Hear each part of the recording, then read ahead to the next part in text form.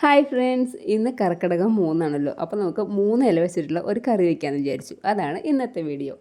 എല്ലാ ദിവസവും ഉള്ള പോലെ തന്നെ ഇന്ന് രാവിലെ മുതൽ നല്ല മഴ തുടങ്ങിയിട്ടുണ്ട്.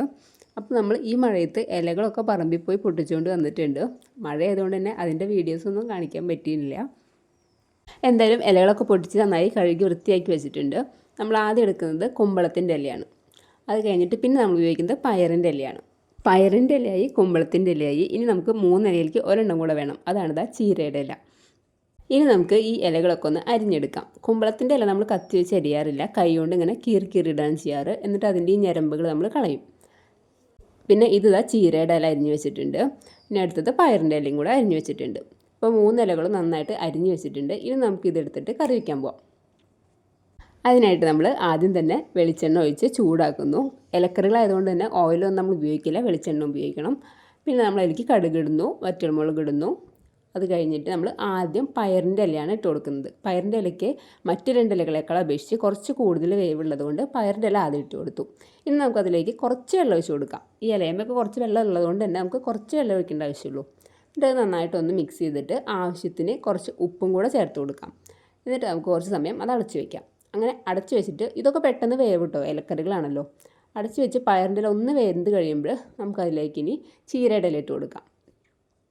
അത് നന്നായിട്ടൊന്ന് മിക്സ് ചെയ്യാം. ചീരയുടെ ഇലയ്ക്ക് ഞാൻ സെപ്പറേറ്റ് ഉപ്പൊന്നും ആഡ് ചെയ്യുന്നില്ല, കാരണം നമ്മുടെ വറ്റൽമുളകിൽ കുറച്ച് ഉപ്പുണ്ട്.